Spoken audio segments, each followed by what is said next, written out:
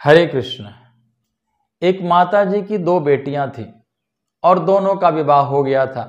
एक का विवाह किसान के साथ हुआ था और एक का विवाह कुम्हार के साथ, जो मिट्टी का घड़ा बनाता था, उसके साथ हुआ था।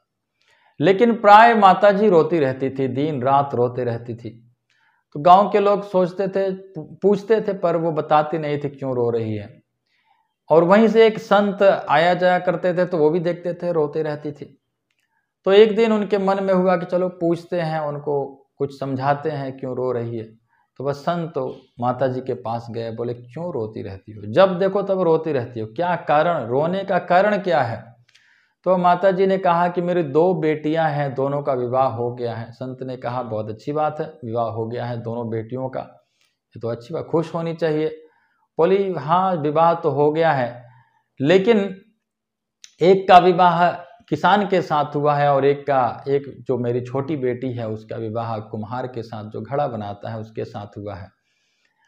तो रोती क्यों हो, क्या कारण है, क्यों रोती रहती हो, ये तो बताओ। तो माता जी ने कहा कि देखिए, जब बहुत कड़ा धूप पड़ता है तो मुझे याद आता है मेरी बड़ी बेटी जो किसान के साथ विवाह हुआ है, उसको याद आता है कि फसल, बहुत कड़ा धूप हो रहा है तो फसल अच्छा नहीं होगा और मेरी बेटी का व्यापार अच्छा नहीं होगा, इसलिए मेरी बड़ी बेटी किसान के लिए मैं रोने लगती हूँ कि मेरी बड़ी बेटी का फसल अच्छा नहीं होगा। और मैं बहुत प्रार्थना करती हूँ भगवान से, हे भगवान कृपा करो, बारिश कर दो, बारिश कर दो। तो भगवान का कृपा कभी हो जाता है तो बारिश होने लग जाता है। तो बारिश होने लगता है तो फिर मैं रोने लगती हूँ, क्योंकि जो मेरी दूसरी बेटी है, जो छोटी बेटी है, उसका विवाह एक कुम्हार के साथ हुआ है जो मिट्टी का घड़ा बनाता है।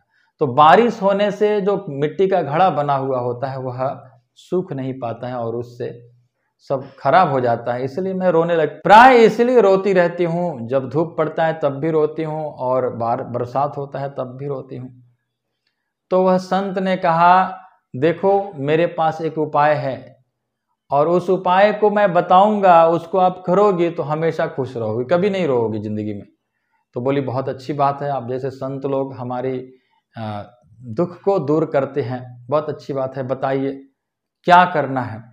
तो संत जी ने कहा जब बारिश होने लगता है तो अपनी बड़ी बेटी को याद करो कि मेरी बड़ी बेटी जो किसान की घर विवाह हुई है उसका फसल बहुत अच्छा हो रहा होगा। इस तरह सोच करके हमेशा खुश रहो बारिश के समय। और जब धूप पड़ने लगती है तो अपनी छोटी बेटी को याद करो जिसका विवाह कुम्हार के साथ हुआ है। तो धूप जब होता है तो खुश रहो कि वाह क्या बात है, मेरी छोटी बेटी का बहुत अच्छा आज काम होगा, आज घड़ा सूखेगा और बाजार में बेचने बहुत अच्छा होगा। अपनी छोटी बेटी के विषय में सोचो जब धूप लगता है। तो ऐसे जब आप सोचोगी, जब बारिश होता है तो बड़ी बेटी के विषय में सोचो और जब धूप लगता है तो अपनी छोटी बेटी के लिए सोचो, तो हमेशा खुश रहोगी, कभी दुखी नहीं हो पाओगी। तो कहने का मतलब है कि जो भगवान ने दिया है उसी में खुश रहना चाहिए।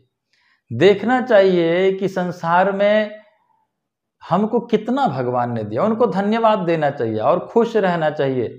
संसार में कितने लोगों को हाथ नहीं दिए हैं, कितने लोगों का पैर नहीं है, कितने लोगों का आंखें नहीं हैं, कितने लोग बोल नहीं पाते हैं। हमें तो अच्छा हाथ पैर दिया है, अच्छा आंख दिया है, अच्छा बोल पा रहे हैं, तो इसके लिए धन्यवाद देना चाहिए। भगवान ने हमको बहुत दिया है और खुश रहना चाहिए, हमेशा प्रसन्न रहना चाहिए। जो दिया है, जो हमारे पास है, उसको सोच सोच करके खुश रहना चाहिए। जो नहीं है, जो हमारे पास नहीं है, उसके विषय में सोच सोच करके दुखी होने के बजाय हमारे पास जो है उसके विषय में सोच सोच करके हमको खुश रहना चाहिए। क्योंकि विपदो नैव विपदः संपदो नैव संपदः, विपद विस्मरणम विष्णु संपत नारायण स्मृति। भगवान को भूल जाना ही सबसे बड़ा दुख है। संसार में सबसे बड़ा दुख यदि है तो भगवान को भूलना, और संसार में सबसे बड़ा यदि सुख है तो भगवान को याद करना। भगवान को याद करना ही सबसे बड़ा सुख है। इसलिए हनुमान जी कहते हैं, कह हनुमंत विपत्ति मोहे सोई, पस सुमिरन भजन न होई। हनुमान जी कहते हैं कि जब हमारा भजन कीर्तन भगवान का नाम जप नहीं होता है, वहीं सबसे बड़ा संसार का दुख होता है। और जब भगवान का नाम कीर्तन भगवान का स्मरण हो रहा है तो संसार में सबसे सुखी वही व्यक्ति है। हरे कृष्ण।